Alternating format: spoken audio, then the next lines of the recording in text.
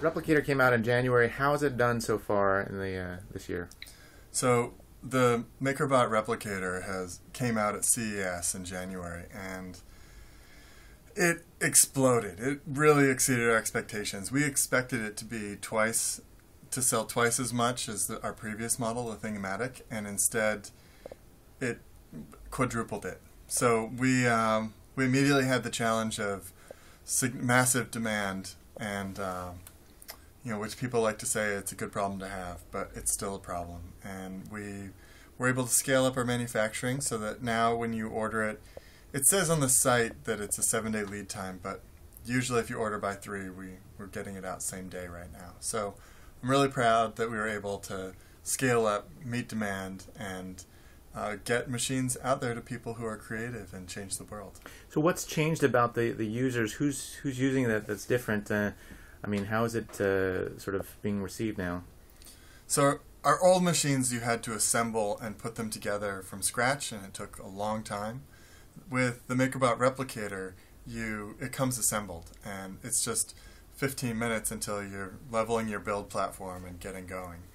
And that means that we've entered this, it used to be that in order to have one you had to be willing to make it, and now that you can just order one and get it and make stuff with it, it means that we've got a whole new market of people who are creative and explorer types who want to use the machine and figure out what it does and what it can do and how to change the world with it.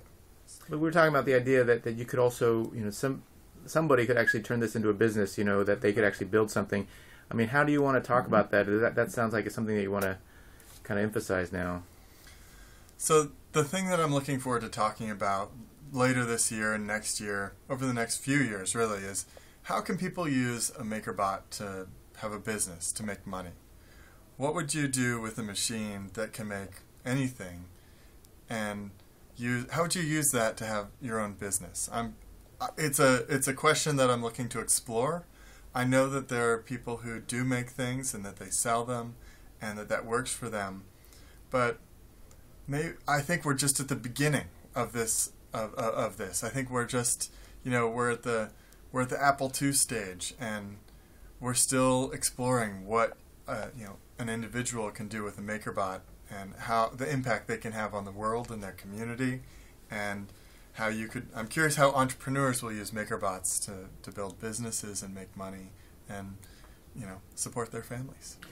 Ultimately, how sort of ubiquitous will this tool be, in 5, 10, 15 years? Is this something that every home will have? What's the vision sort of how people relate to 3D printers? We're at the beginning, and when we started, mostly it was programmers who bought Makerbots, and we've seen that grow to include parents and teachers, and now it's lots of academics and academic institutions and businesses and industrial design firms and individual engineers and industrial designers and all sorts of. It's really exploding in terms of who is getting a hold of these things. Now that you can just get it and you put it on your desktop and you make stuff with it.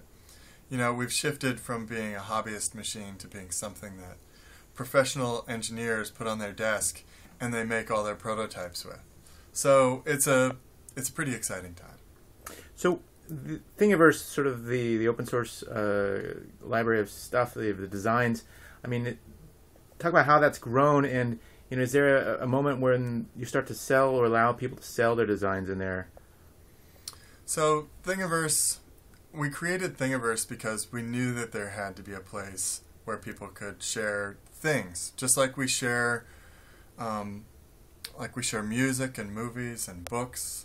We thought someday there's going to be a place where you can share things online, and so we created Thingiverse to be that place. And it is my favorite thing to do every morning, to log into Thingiverse and see all the new things.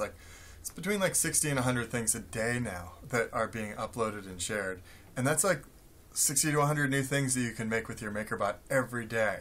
This is actually a skull that somebody uploaded to Thingiverse, and it originally was the actual data from a CAT scan or an MRI, and different people made derivatives of it that made it so that it was easily printable in a Makerbot, so that the insides weren't all messy. The insides were pretty messy before because there's brains and stuff in there, and now it's a really nice thing you can make on your Makerbot. And it's funny, I have a friend who's an archaeologist, and she picked it up and goes, female, adult.